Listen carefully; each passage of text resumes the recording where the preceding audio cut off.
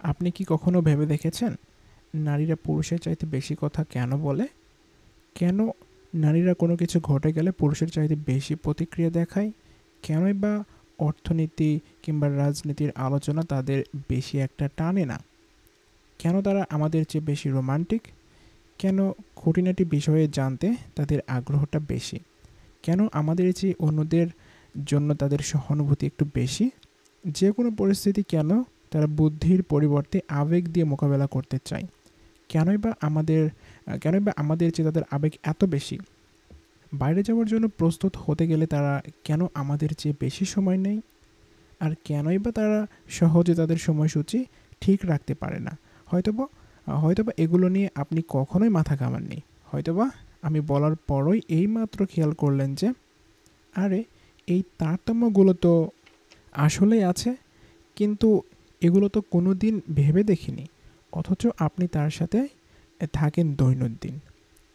প্রতিদিনের অভিজ্ঞতার জায়গা থেকে আমি আপনাকে বলতে চাই, এমন কি কখনো হয়নি যে আপনি যখন কোনো খারাপ পরিস্থিতির শিকার হলেন আর একা একা বসে বসে চিন্তা করতে থাকলেন এই পরিস্থিতি থেকে বের হবার উপায় কী?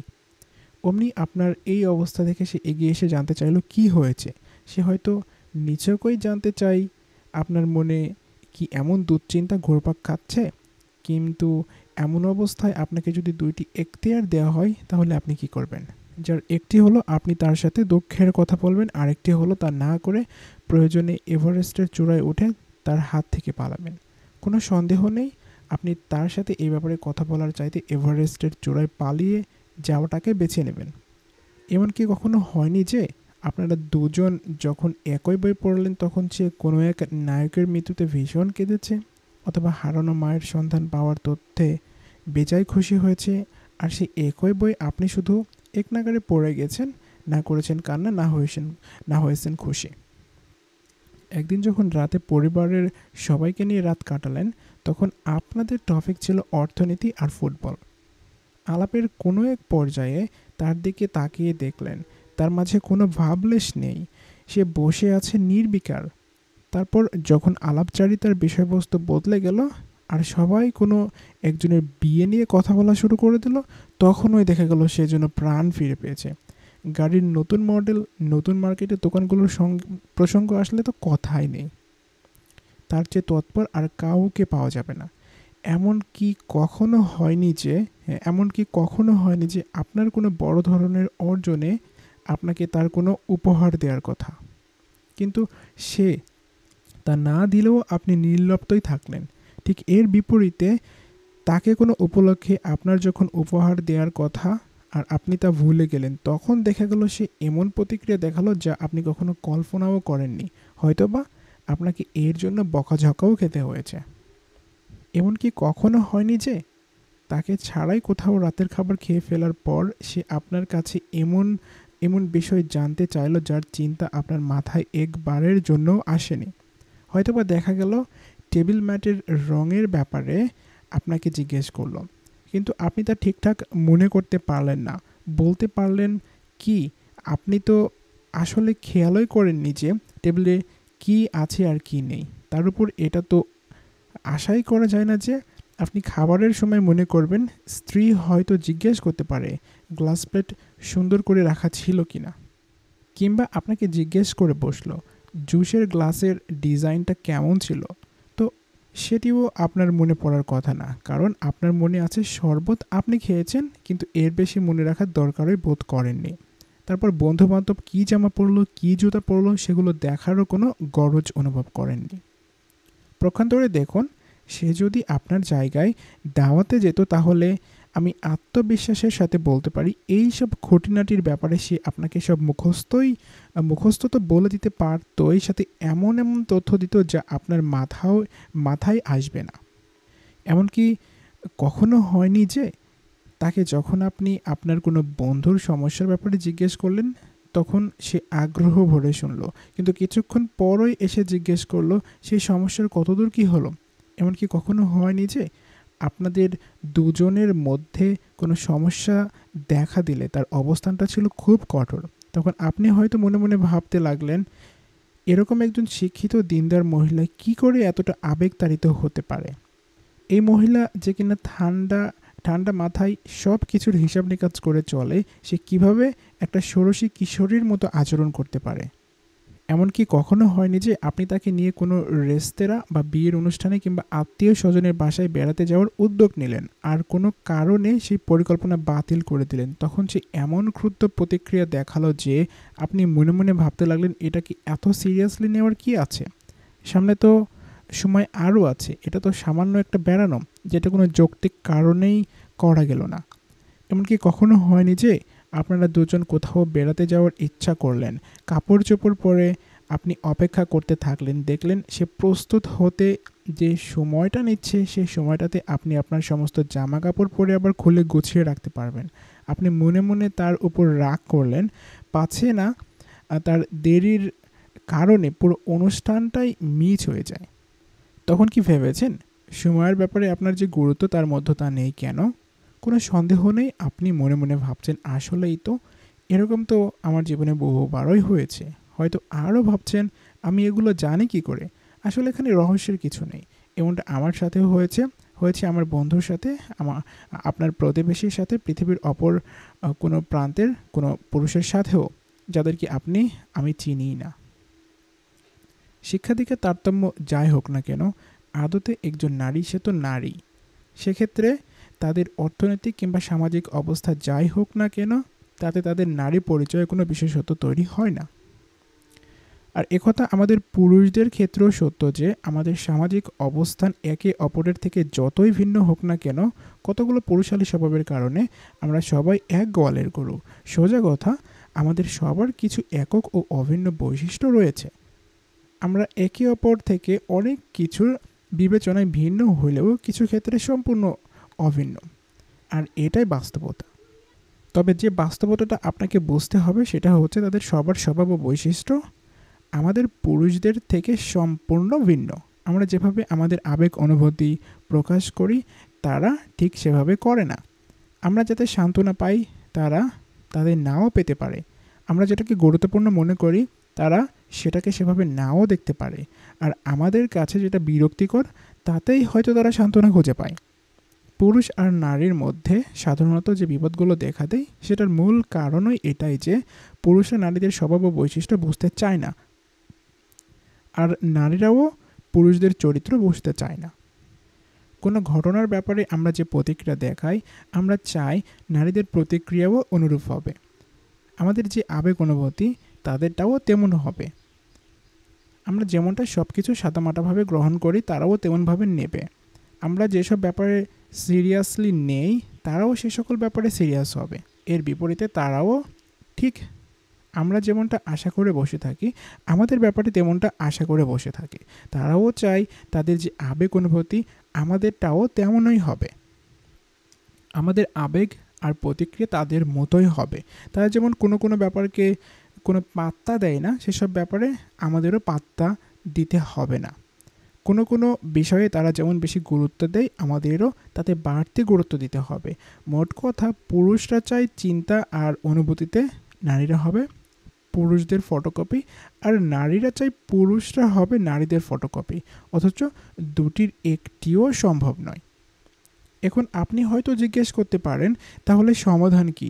আপনি নিজেই তো আমাদের এক না ফেরার প্রান্তে নিয়ে এসেছেন। আমি আপনাকে বলবো ঠিক তার উল্টোটা। বলবো অবশ্যই সমাধান আছে, আর তা হলো আমাদেরকে আগে এই বৈপরীত্যতাকে বুঝতে হবে, আর এই বুঝের ভিত্তিতে আমরা সমাধান খোঁজার চেষ্টা করব।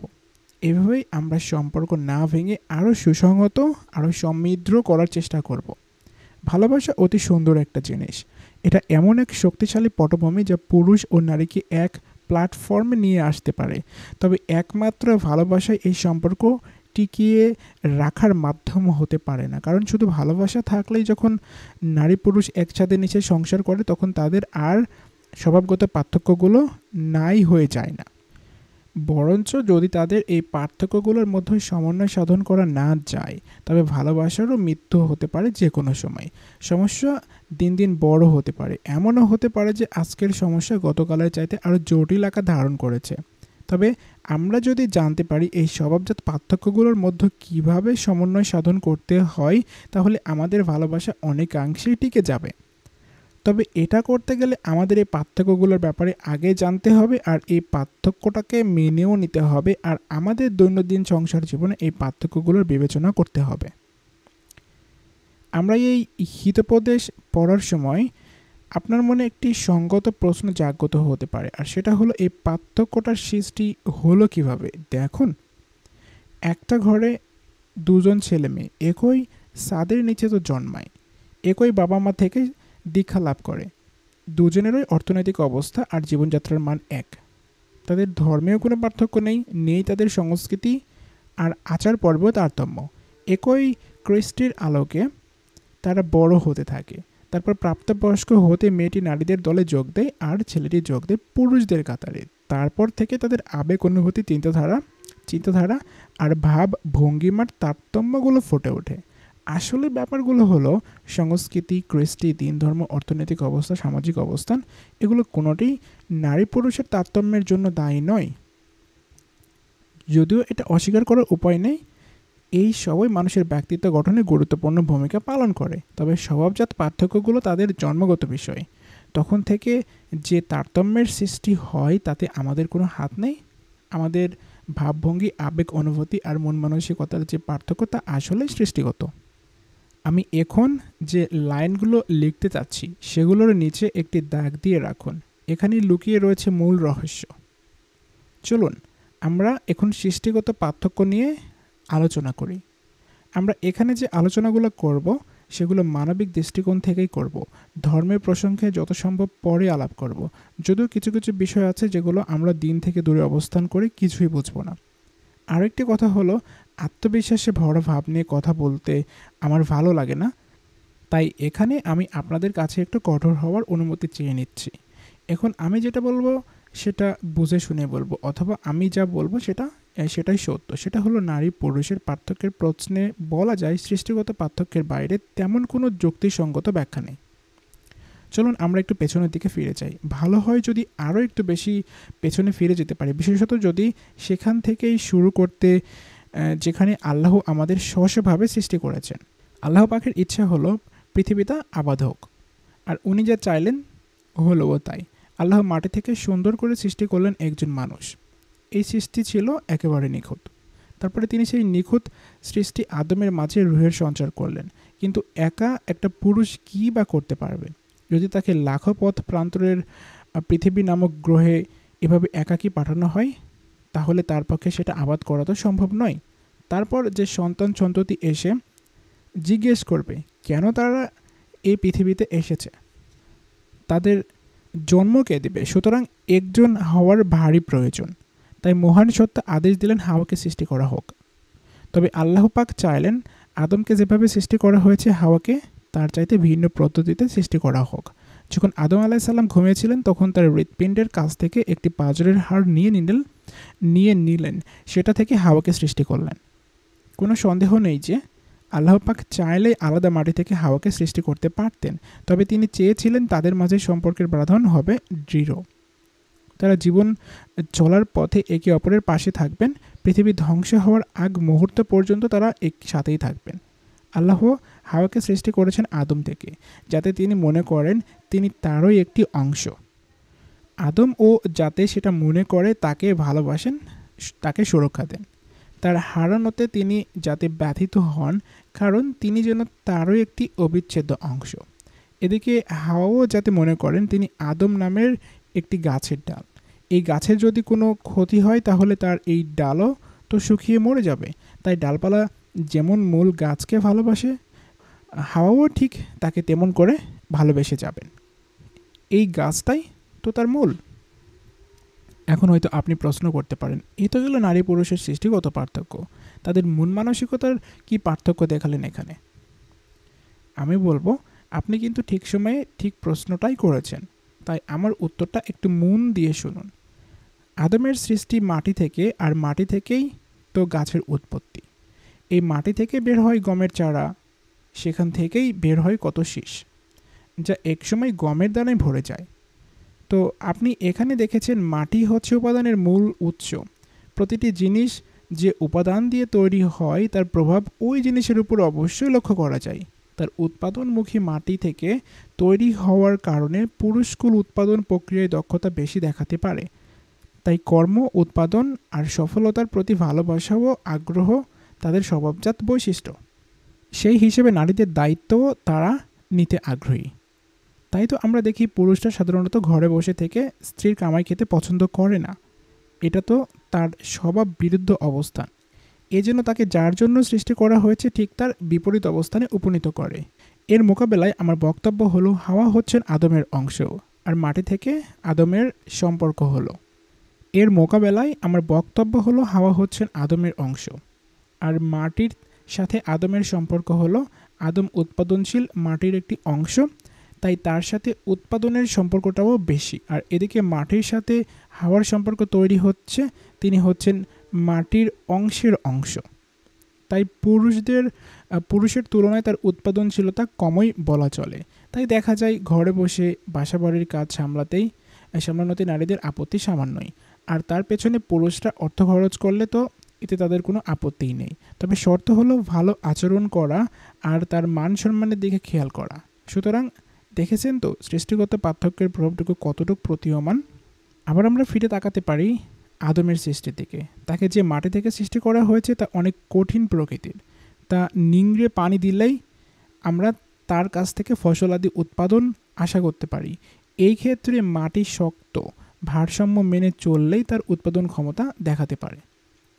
নির্দিষ্ট শখের বাইরে তাকে কোনো কিছু করতে দেখা যায় না। অপরপক্ষে যে আদম থেকে হাওয়ার সৃষ্টি হয় তা অনেক নরম, মাটি থেকে অনেক নমনীয়। তাই দেখা যায় পুরুষের তুলনায় নারীর দেহ অনেকটাই নরম। তদুপরি নারী যেহেতু পুরুষের হৃদয়ের কাছ থেকে তৈরি, সেহেতু দেখা যায় তাদের আবেগ অনেক বেশি, এবং তাদের তুলনায় পুরুষরা অনেকটাই বাস্তববাদী, কেননা সে সরাসরি মাটির তৈরি। এবার আমাদের আলোচনার সার সংক্ষেপটা পড়ি। আল্লাহ তাআলা ইরশাদ করেন, আর তিনিই তোমাদেরকে সৃষ্টি করেছেন একক প্রাণ থেকে, আর তা থেকে সৃষ্টি করেছেন তার স্ত্রী। আমাদের সৃষ্টি করা হয় একক প্রাণ থেকে, আর সেটা হচ্ছে হজরত আদমের প্রাণ। আর সেই আদম থেকে সৃষ্টি করা হয়েছে তার স্ত্রী হাওয়াকে। সৃষ্টিগত পার্থক্যের কারণে আমরা আমাদের এই পার্থক্যগুলো দেখছি আর একে সঙ্গে করেই জীবনযাপন করছি। এই তারতম্য আমাদের বোঝার চেষ্টা করতে হবে তাদের সাথে কুস্তি করার জন্য নয়, বরং শান্তিপূর্ণ সংসার জীবন ও সহাবস্থানের জন্য। সুতরাং যখন দুজনের মধ্যে কোনো বিপদ দেখা দিবে, যখনই দেখবেন সে আপনার সাথে অনেক বিষয়ে তাল মিলিয়ে চলছে না, যখনই দেখবেন যেখানে কান্নার প্রয়োজন নেই তবুও সেখানে কাঁদছে, যখন দেখবেন যেখানে আপনি আনন্দের কিছু খুঁজে পান না কিন্তু সেখানেও সে বেজায় আনন্দিত, যখনই দেখবেন সে আপনার চেয়ে বেশি কথা চালিয়ে যাচ্ছে, যখনই দেখবেন কোনো খুঁটিনাটি বিষয়েও সে গভীরভাবে ভাবছে, যখনই দেখবেন সে আপনার কাছে কোনো বিষয়কে গুরুত্ব দেওয়ার দাবি করছে, যখনই অনুভব করবেন সে চাইছে আপনি কাজ কিছুটা কম করেও তাকে ভালোবাসার পেছনে সময় দিন, তখনই জীবনভর এই শিক্ষাটা মনে রাখবেন, শুধু আপনার সৃষ্টি মাটি থেকে আর তার সৃষ্টি আপনার থেকে।